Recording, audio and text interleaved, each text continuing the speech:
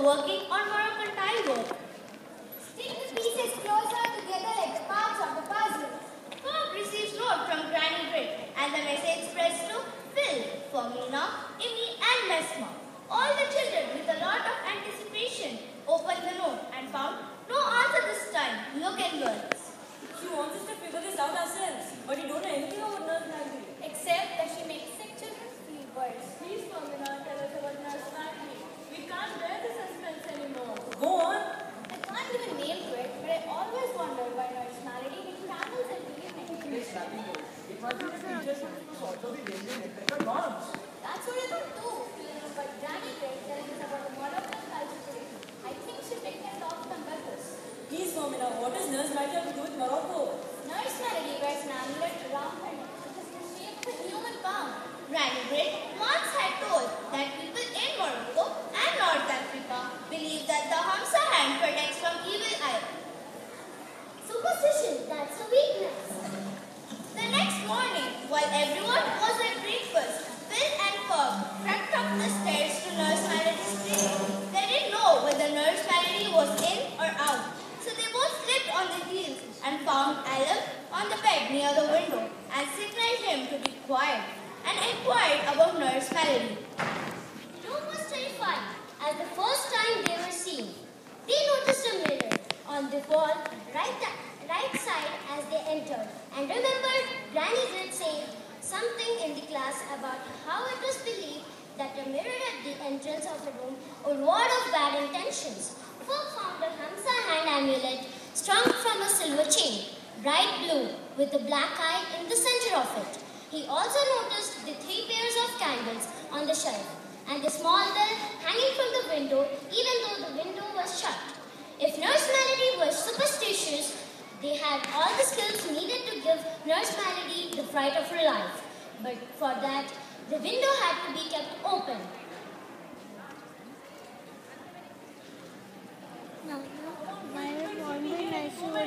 Just then, the doorknob of the bathroom turned. The 2 boys looked at each other with anxiety. Phil freezing, file in hand. Ferb rolled into a ball and crouched under a set of drawers, keeping still. Nurse Malady stepped out and Phil was standing directly in front of her vision. You? I'll be back in a minute and then leave with you. What took Nurse Malady back into the bathroom? There was no way for the boys to know that, but one thing was certain. Phil had responded and he had to get out.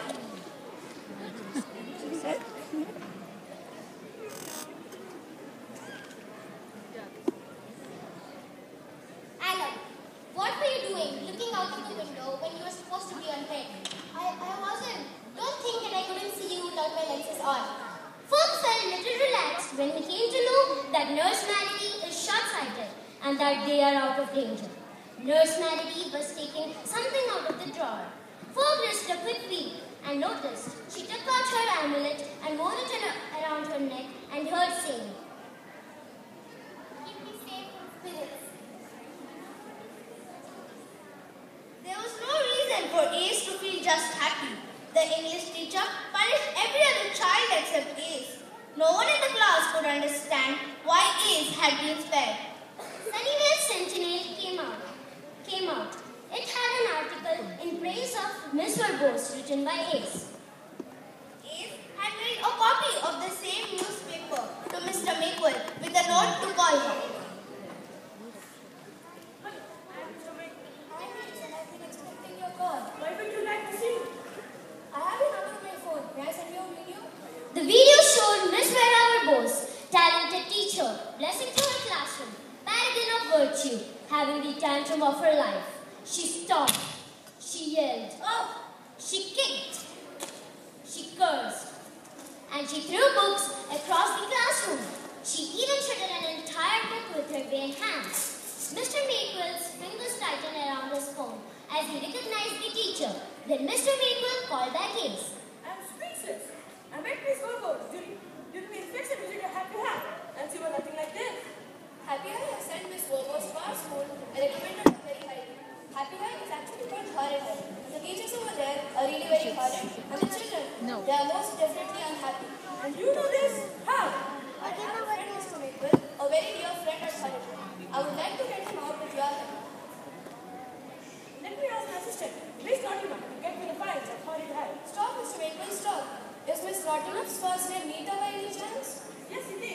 her before? Please don't get me wrong, Mr. Maple, but I somehow got a feeling that she knew all about this. Mr. Maple researches by himself and gets to know that what they said was right and called out to his assistant to inquire more. What is the name of the princess? Horrid High. Wasn't it some perverse? Oh yes, it's Principal Percival Pervers. I said Horrid High, not Happy High. The one and the same. Are you there? Come in, Rita. We need to talk.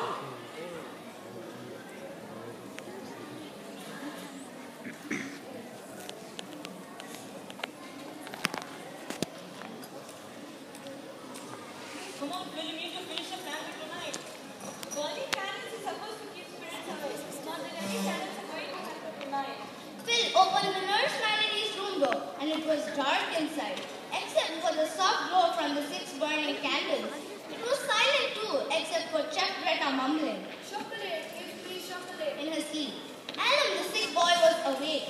He knew that there was going to be trouble, as in form but firm. Inside the clinic, the fun was just beginning. Fermina had borrowed some of Granny's special tape and was running it over the doors. Phil, who was the tallest of them all, had climbed upon the sick boy's bed and unscrewed the light bulb.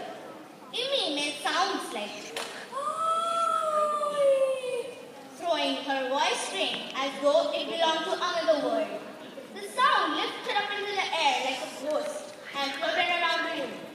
As it reached the nurse's ears, she sat up to the start, clutching her heart, terror struck.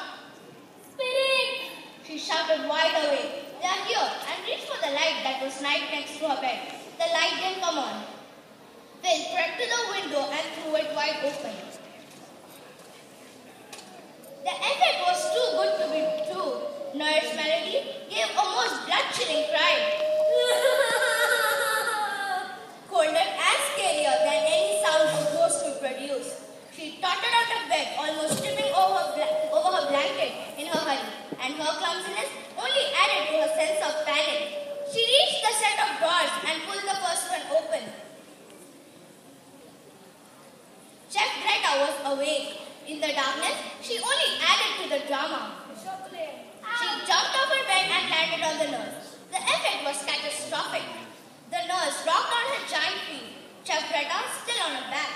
Nurse Melody reached the door with a panicked cry, but it wouldn't move. Granny Brit's special tape wouldn't have withstood the pulling power of Nurse Melody, and if she had pulled again and harder, the door would have yielded. She dashed to the window, screaming, "Ow, ow!" She looked down. It was a long way down, so she hurled a considerable weight against the door, ripping it clean off its hinges. All this confusion gave Mesmer enough time to tie the tail around the nurse's foot.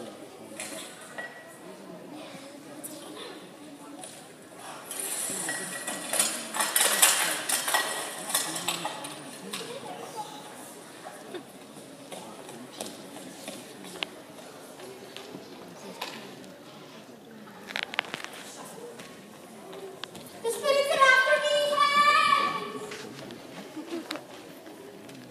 Run, run!"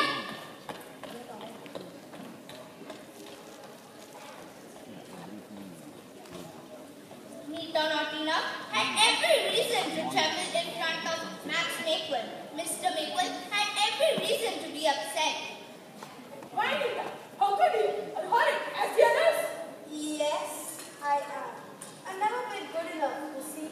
That's what I understood from my life and my parents. I'm not good enough.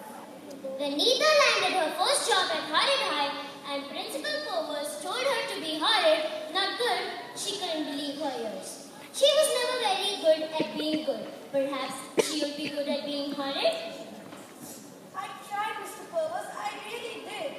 But I couldn't bring myself to be horrid with the children. However hard I tried. You have no future as a horrid teacher. Why don't you shed that still? I figured out what to do with you. Nita found herself opening all the post addressed to Horrid High. She couldn't shred all and saved a few for the poor kids whose families were looking for them.